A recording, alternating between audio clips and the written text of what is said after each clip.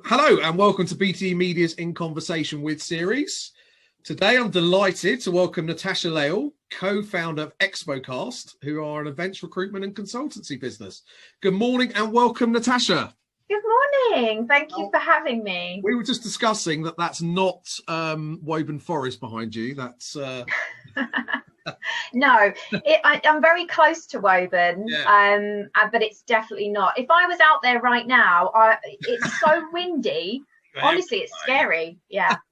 Natasha, we're going to talk about a number of issues, but to start off with, keen to understand a bit more about Expocast, how it started, obviously with your co-founder Mike.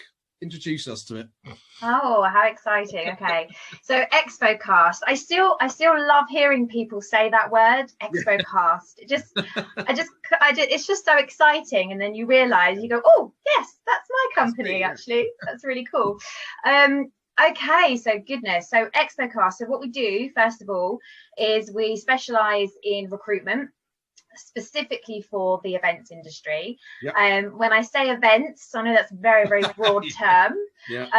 I mean very specifically exhibitions. We do conferences as well. Occasionally we do sort of more experiential events, but I have to say our niche very much sits within that exhibitions. But of course, exhibitions are always evolving and they're becoming more and more experiential, and so that link and transfer is brilliant for us. So we get to do a bit of everything, and we focus on B2B events and B2C. Sure, and all levels of the rungs of the ladder, so to speak. So all levels. If I'm honest, when I first came into recruitment for the events industry, I was very lucky enough to be exposed at the leadership level. So working a lot with, that C-suite level. I was just very lucky to be sort of introduced to all those sort of key leaders in the industry. Then as time's gone on, we've sort of been really learning about each different discipline. So that marketing, the sales, and then the ops. And then where that kind of event director sort of sits, oversees sort of everything. So really lucky in that over the years we've really learned all the roles. So anything from an intro sales exec level, marketing exec level, all the way up to CEOs. And I guess what's nice for us is that we don't focus on one discipline. We focus on one industry. And I think that's quite different with other recruiters. They will focus very much on, a discipline area. So whether that be finance or marketing, but we focus on that all just for one industry. So we've recruited CFO roles in the past. So, and it just keeps it fresh for us because we're not just always looking at sales or marketing. We get to do a bit of finance and a bit of ops. So that's really quite cool. And obviously you'd been in recruitment for a while before you set this initiative up. And it's always both exciting and fearful to start your own thing. What was the catalyst? What made you decide to do that? Good goodness, how honest do I want to be now? So I've always had this idea of having my own business. I'm quite entrepreneurial. I'm very, very ambitious, and I like to try new things all the time. Probably too many things all at once is what's in my head. So I actually studied events management at university back in the day. So I always had this love for events, directing events actually. Left university and fell straight into recruitment. So over time, when I came into recruitment and events, it just fit really well.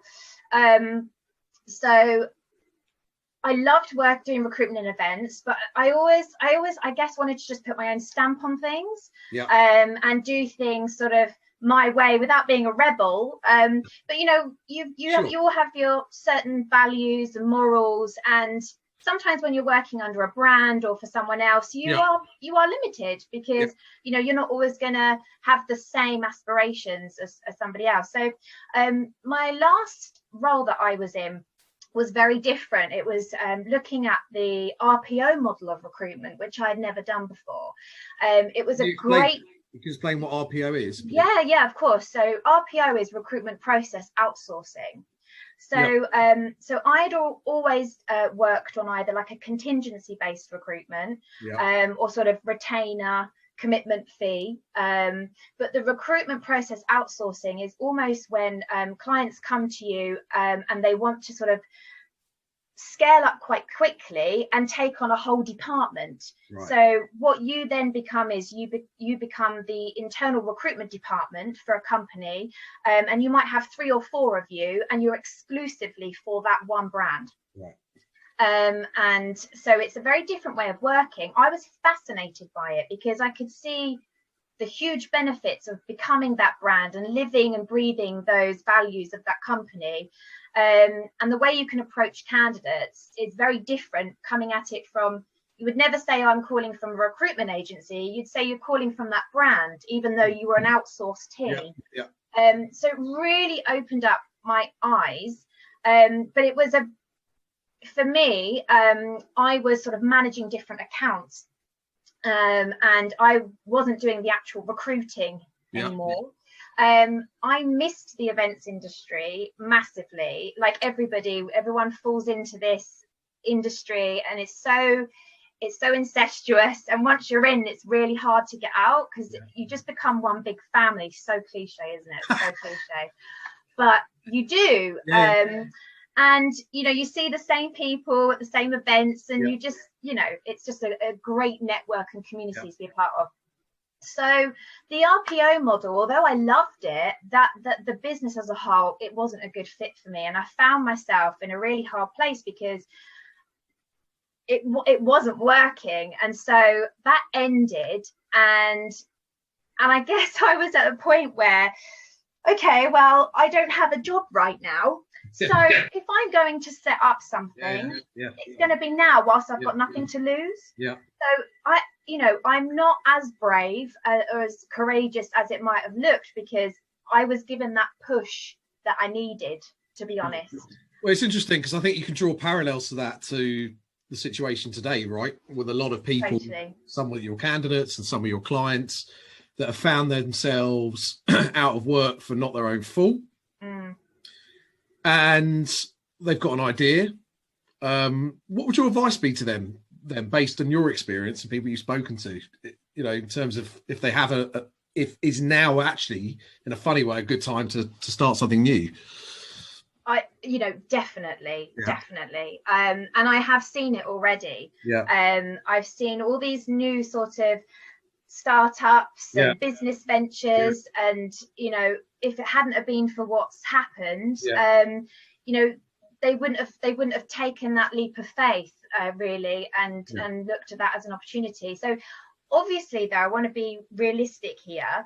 I don't want to tell everybody that if you haven't got a job, you should set up your own business, because there needs to be a structure to that, and you need to have foundations. And I've got a fantastic business partner, Mike. We'd always talked about setting up something together. And so the foundations were there for it. So I think you've got to be realistic about what your end goal is, who your audience are. So I wouldn't just say everyone go set up their own business, because at the end of the day, we've got responsibilities and families to look after, and so we do have to be sensible at the same time. Good advice. There are lots of recruitment companies out there. Even if you do specialize in one industry. And I guess you guys have been quite creative in the way that you've tried to promote your brand, right, and get it sort of front of house. Was that a conscious decision? Yes, it was, but we had no idea it was going to be as successful as we had hoped. So when Mike and I originally came together, we had this 5-year business plan, and we were saying, in 2 or 3 years' time, we'd love to be taking on speaking opportunities, being a real influencer within the industry, and sort of, being that the go-to events industry recruiters. And within less than sort of 4 months, we were already being approached by the likes of UFI, Reed Exhibitions to come on board and do these speaking opportunities. And it was just mind-blowing. And, to be honest, we've had to really push each other out of our comfort zone, because quite often I've gone, I'm not sure about that. No, I don't want to do that. But the more you do it, the easier it does become. But you know, even today, it's nerve-wracking because you want to make sure that the information you're giving is, you've got a certain responsibility, right?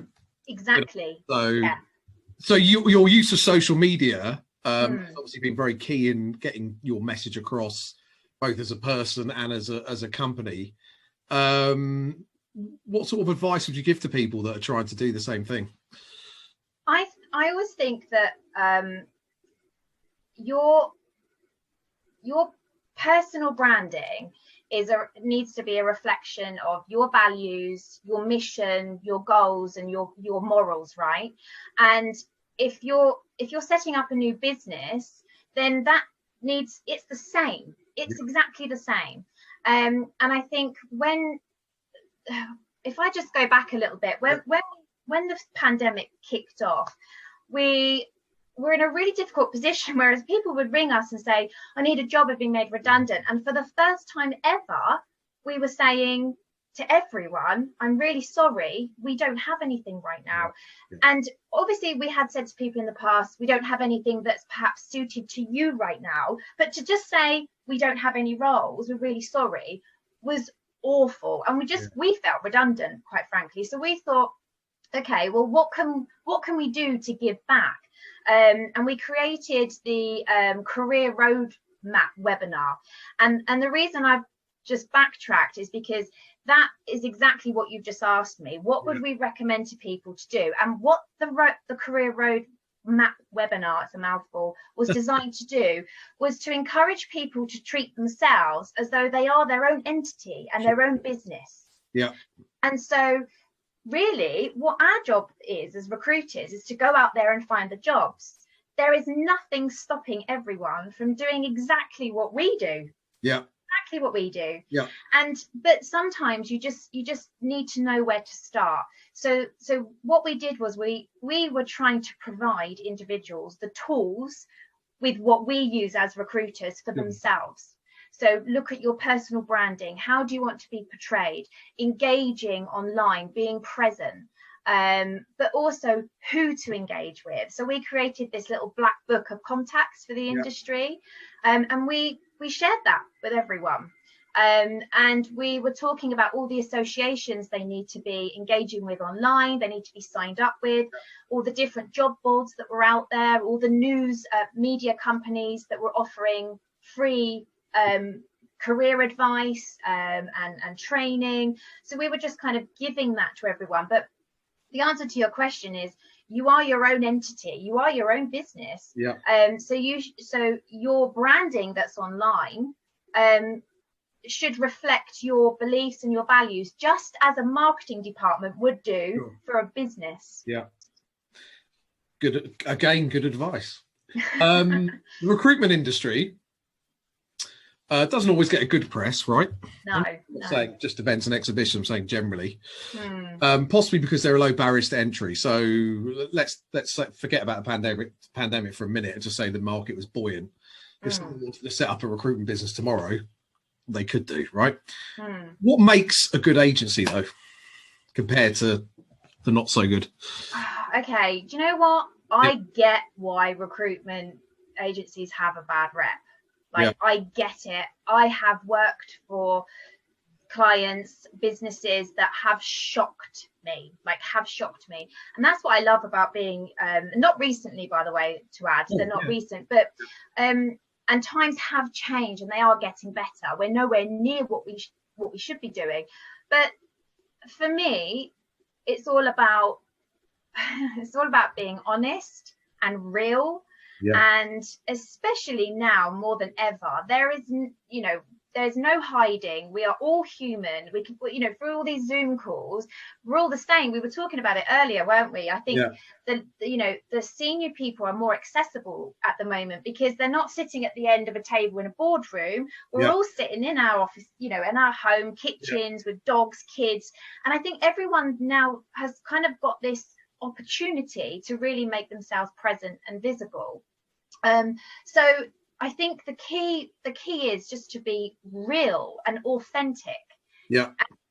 but with everything that you're offering online, and as a recruitment agency, make sure that it's of value. So before you post something online, just check it and just go, right, okay, when people read this, are they gaining something from this? Are they, is it of value? If it is, post it, even if it's raw and a little bit cringy. If it's going to help someone, great, do it. But I think, be authentic, be honest, be genuine, if you don't think you can fill a role, don't say you can, because that client is never going to come back to you if you do a really crap job. If you say to somebody, do you know what, give me 2 weeks because I've not filled a role like this before, and and I'd like to test the water and build a pool of candidates.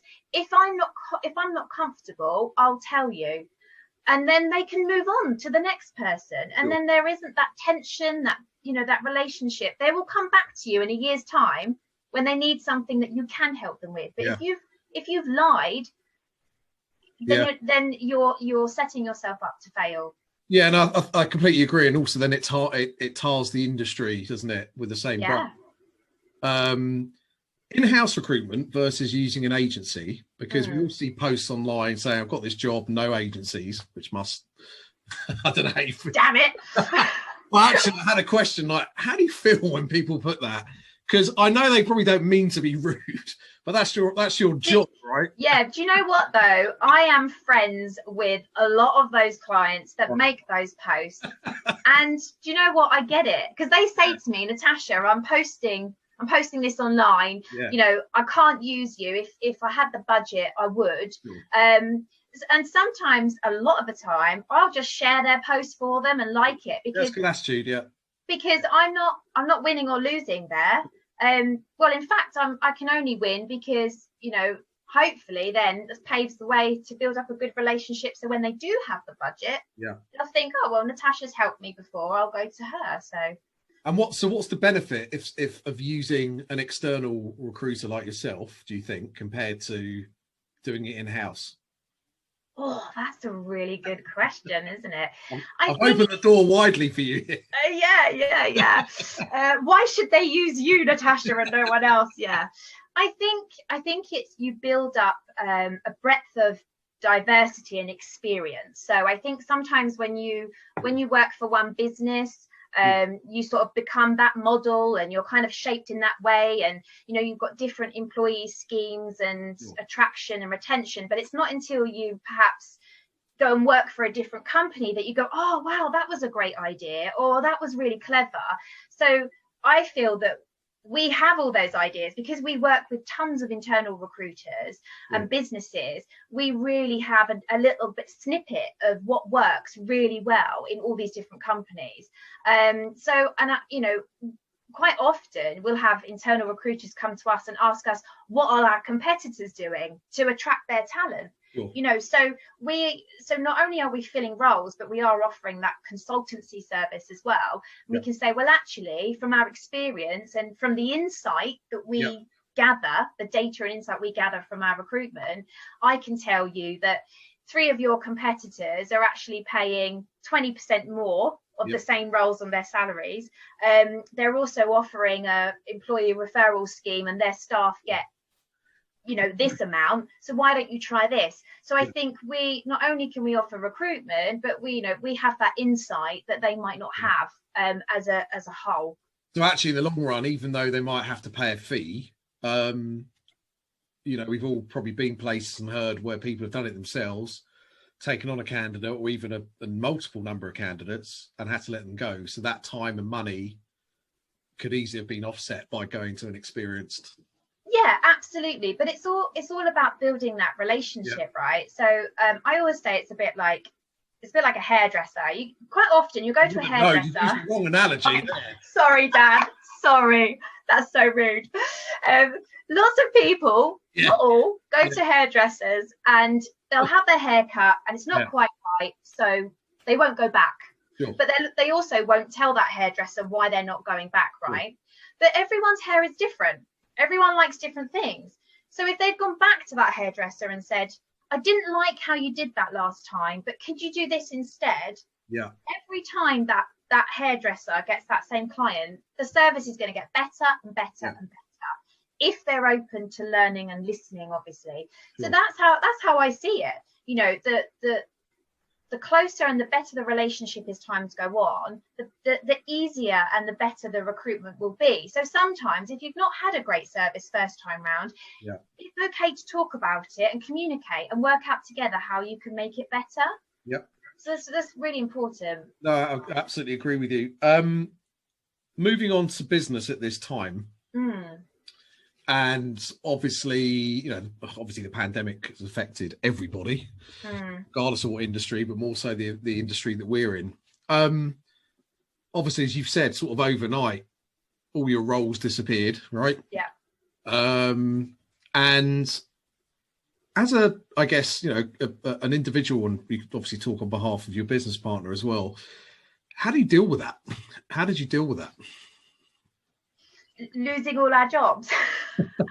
just as a business, you built up this, your baby, so to speak, and then it's sort of taken away. How do you deal with it?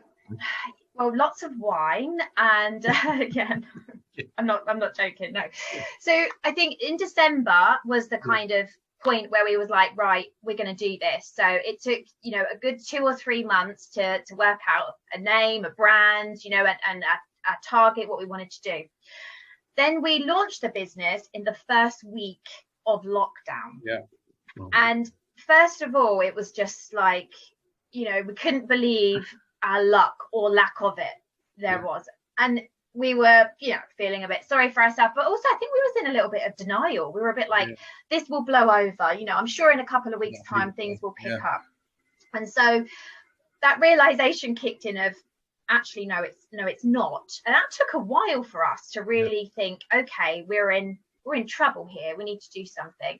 So as I mentioned earlier, we just tried to stay present as much as possible, and we suddenly had the time to really work on our marketing, get our website, which still it's being redesigned actually, but so we worked on our marketing and our PR where we would have never have had time to do that. So we kind of, because you would have been chasing business all the time, right? You would have left those sort of niceties. Yes, exactly. But what we did do with our clients is that we just touched base with them to say, look, we're not here to sell to you right now. We just want you to know that we're here when and if you need us, and there are different things that we're offering. So if you're making redundancies, we might be able to help those individuals find something new, or at least help them with their personal branding or CV. So it's about offering a different type of service. We launched a few things to sort of bring back morale. We did eventprofs with talent, which was so much fun. How did that idea come about? Tell us about that. So eventprofs with talent, so I have these crazy ideas. So a couple of years ago, I think I mentioned it, and I thought, we could turn it into a live event, and it could be a real kind of rip-off Britain's Got Talent, if you were. But I just thought it'd be so cool for the events industry, because we're all kind of showmen, but we don't get to be on stage. So I thought that would be really cool. But it didn't really fit with the brand, with the business that was working at the time. And then, of course, not having any jobs to work on, you kind of think, all right, well, let's think outside the box here. What do people need? Well, they need positivity. They need, we can't go out, so it needs to be something that's in lockdown. So my talent idea came back up, and I just thought, oh, this could work really well. And before I knew it, the people that I'm speaking to, the contestants, are all my potential clients / candidates in the future.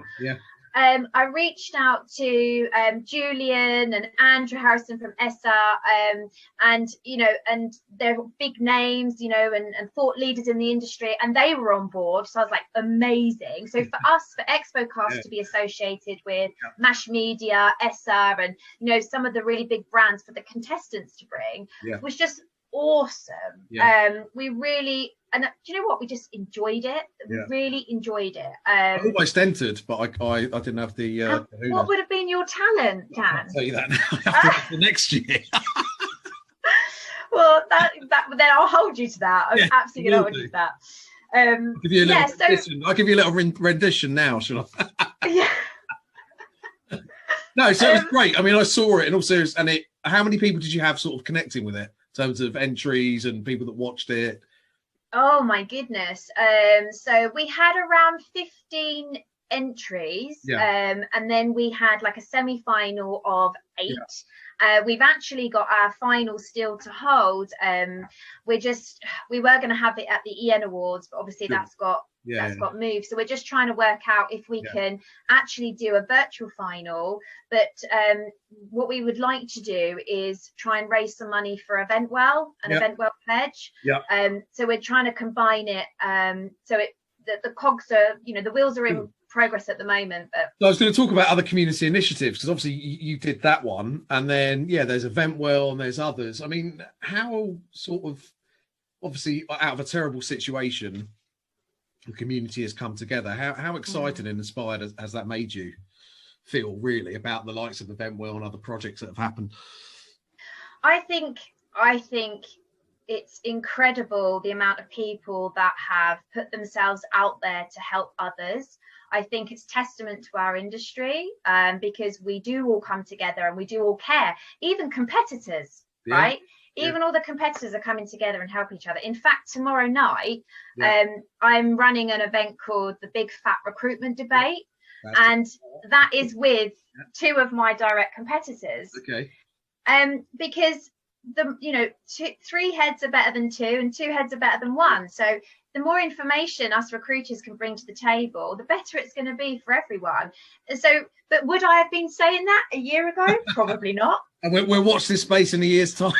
yeah, exactly. I'll be like, well, that was a terrible idea, but no. So Eventwell, I mean, so Eventwell have got this initiative at the moment called Eventwell Pledge. And so that is all about people offering something up, whether it's their time or a small donation to help people that are in difficulty at this time, right? So it's just amazing the amount of people that have come forward to pledge an hour's here or £25 for a grocery shop. But what it has highlighted is that the people who are pledging are quite often those that could probably benefit from redeeming. And I think I'm supporting Lou and Helen Moon at the moment. So Lou's the Ops Nest, the Shaper Group, and then Eventwell. So we've actually partnered up with the Ops Nest to be able to help our ops candidates. And so we've all sort of come together, and I'm trying to help out with the fundraising for Eventwell Pledge, hence the link. But what we're trying to do with Eventwell Pledge is to sort of get people to understand that it's okay to reach out for help. It's not a sign of weakness. If anything, it's the complete opposite. It takes guts, to come forward and say, I'm struggling, I need a bit of help right now. So we're actually running, on a side note, a video campaign called #YouMatter, where we're approaching some of the we're sort of starting at the top in terms of, I mean, those people that you look at and you just think, wow, they've got it made. They've got their whole life sorted. I bet they never have any problems, no worries. They've just, and that you aspire towards. But they're human, and they have their own difficulties and struggles. So we're approaching some of those thought leaders and asking them to really open up and become quite vulnerable. And it's a 2-minute video of sort of, expressing what they've struggled with and how they're trying to overcome it, and to encourage others to come forward, ultimately to take on some of these pledges and redeem some of them. Fantastic. That's another initiative that we're trying to get involved with. So you haven't been sitting around doing nothing. No, absolutely not. But actually, in all seriousness, there's a point there, because I guess these initiatives are great, but also your involvement in them helps you as an individual, right, during this time? So much, and I don't want this to sound bad, but when you talk to others and they say, I've experienced that too, and it kind of does make you feel better, doesn't it? In like a really, not alone, you're not alone. That you're not alone, you're not alone, but it helps to hear. It helps to hear, but it helps you understand, and then it also helps you empathize more with others, to really understand what they're going through, and then to learn about something that they've done that's helped them, you take that information and then you go, actually, well, that helped such and such. Have you tried that? Because that really worked. And so, yeah, it's not only is it helping me on a personal level, and it's rewarding and you feel like you're giving something back, which is great. But it's the knowledge that I'm sort of getting from it and being able to share. It's been amazing, to be honest. Fantastic. The industry response and lobbying of government. What's your views? Oh my God, you just literally opened up a can of worms there. You know, obviously we're just as frustrated because although we're a supplier of the events industry, we live and breathe this industry, and it's been really, really hard. But I think for me, I've struggled to get that balance of, you know, yes, we need to open up events, but yes, we also need to be careful. And, you know, and it's important. Lives and health is important. So at the beginning, you know, I was kind of torn. I was like, you know, yes, I want my industry to come back, but actually I only want it to come back if it's safe to do so. Yeah. You know, so that's where I was at the beginning. And then with all of, you know, Chris Skeeth, Andrew Harrison and Rachel, the guys at UFI, you know, everyone coming together and putting together the framework and the you know, all of the to-dos and the don'ts with the health and safety, you suddenly realize, my God, you know, our events are so much safer. We're the best people. We're positioned in the best possible place with the training and skills to hold these events safely. And you know, I go around the supermarket and I just think, how are these guys operating and we're not able? We're responsible for, you know, was it 70 billion of the economy, and we're not allowed to run our events, and that just frustrates me. And you see people sitting in the pub, and I just think, how is that fair, you know? So I think we owe a huge thanks to those people that have been working on our behalf. I think, yes, it's great we've all contacted our local MPs and that we're all going in with the campaigns, we make events, you know, they're all fantastic, but there are a few sort of individuals that I think have the you know, the world's weight on their shoulders right now, and I know that we're certainly grateful for them for all their hard work that they've done. But I concur. So at the moment, obviously, we can't go to physical events. So like yourself, I've been attending lots of virtual events. You've probably been going to a lot more. Some are good, some are not great, even with the right intentions. What, in your opinion, makes you attend a virtual event at the moment? Ooh, that's a good question. So I'm actually doing a contract at the moment for a company called Giant Health. And they are running their event virtual this year. It was supposed to be at the Excel, but this year it's running virtual. So actually, I've been learning over the last couple of weeks exactly that. Why should people go to virtual events? So I think the first thing is that, well, we haven't really got a choice right now. First of all, we can't, you know, if we can't. No, but the thing is, there is a choice in the fact there's hundreds of them, right? So what I'm saying is, whether it's your big fat recruitment event or whether it's a webinar, someone I'm interviewing, or I'm just saying what would so well, it's first of all, it's a huge opportunity to learn, engage with your peers and community for free, a lot of the time for free. That's, you know, I think I bang on about engaging and, you know, staying present and personal branding, but you can only really do that if you've got the knowledge to back it up. And where are you going to gather that knowledge from?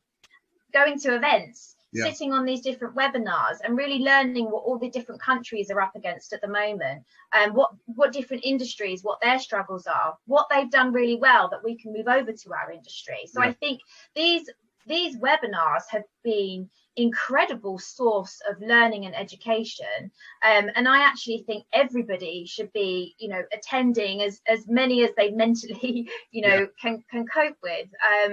I just think they're just fantastic. I mean, for us as a business, when have we ever been able to sit in front of so many decision makers and actually, you know, be present amongst them? be an actual face and get in with it. Find out what their internal recruitment companies are up against. What's their 5-year strategy? You know, we'd have fought years to be able to get into a meeting with that information, and now it's part of a webinar that you can attend for free.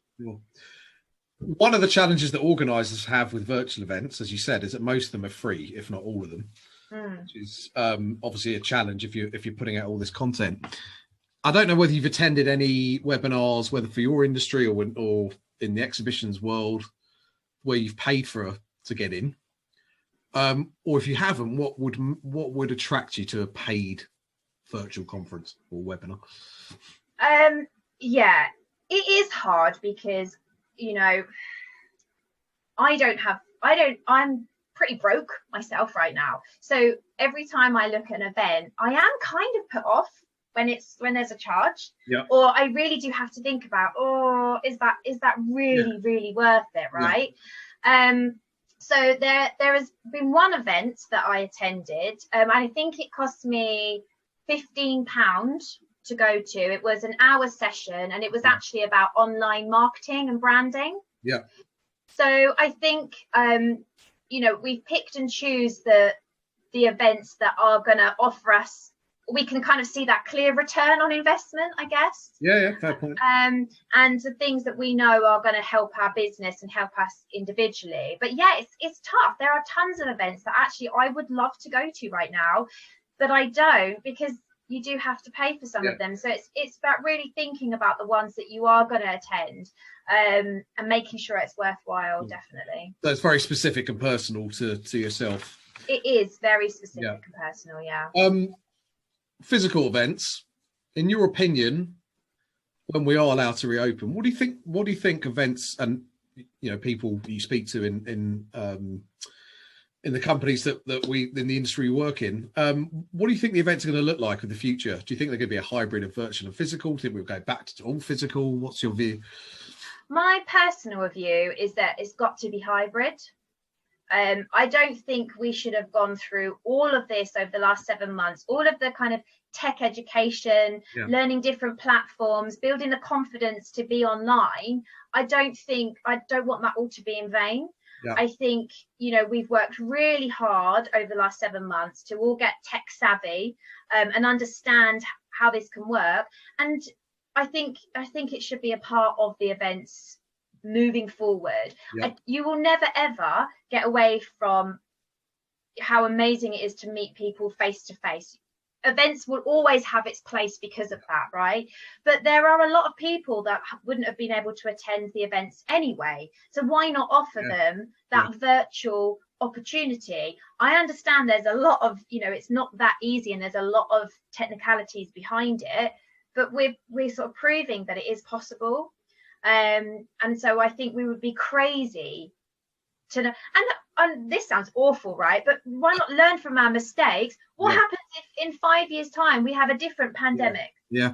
And none of us have got hybrid events anymore. We're then back to square one. I just think that, you know, we need to learn, we need to evolve. So I do believe they're going to be hybrid. Having said that, I've spoken to a lot of clients who are very, very anti-virtual events. Very, very anti. And it obviously depends on what sector they're in, and whether it's, you know, physically possible to run their events online. I do get that. But we're partnered up with the Virtual Events Institute as well, and what they're offering with their courses, and the summits that they're providing, you know, to me it's a must-have. Virtual is a must-have. I think we should have had it years ago, and it's just taken this to really push us all to get it going. I think necessity is the mother of invention is the phrase that I seem to be using a lot. I think maybe because obviously show organisers, if they've got good margins and it's working very well, just the physical event, why would they replicate it online? Obviously, there's a worry that people will then just consume it online and not come to the physical event. So there has to be something unique for the people that go to the actual venue. Consume it online. I want to talk to you sort of towards the end regarding diversity in the industry. Okay, so lots of women in our industry, but not a lot of ethnic minorities represented. And especially, and I've done this, I've looked at all the boards and senior management of all the large, I'll take trade and consumer show organisers to start off with. And it's very few, if any, from ethnic minorities. What do you think that is? Lack of education, lack of knowledge, ignorance, bad habits. The list goes on, really. I mean, I watched one of the summits the VEI put on the other week, and you've probably seen her all over line, but Ashanti, who runs diversity. Going to be on this channel next week. Ah, okay, amazing. She was on it, and the whole summit was about being courageous, coming forward and having that difficult conversation about race, right? And one of the stats in there was that there is only 1% of senior leaders and no CEOs in the top 20 exhibition organisers. Yeah. I'm surprised it's 1%. I mean, I did my own look and it looked like 0. Yeah. So 1% of them are black or of ethnic minorities, and I'm annoyed at myself, to be honest, because I feel like maybe I potentially influence that, right? Well, exactly, and that's why we have to be so careful, because we are part of that onboarding, bringing in the talent. Yeah. So we need to be making sure that we're not being ignorant to those stats, and that we're taking it on board and actually making a difference. But I'm annoyed with myself, because I feel like maybe I've been walking around, I have, with sort of rose tinted glasses on, because I've not personally been affected. I have not understood the crisis that's going on with it, the real crisis going on. I'm from a very sort of open family. My children are quarter Indian, and so I don't have that view of life, but in not having that view is kind of maybe a bit ignorant to what other people are experiencing. Some of the people that were talking on the summit last week, talking about their experiences, the same age as me, older, younger, what they've gone through.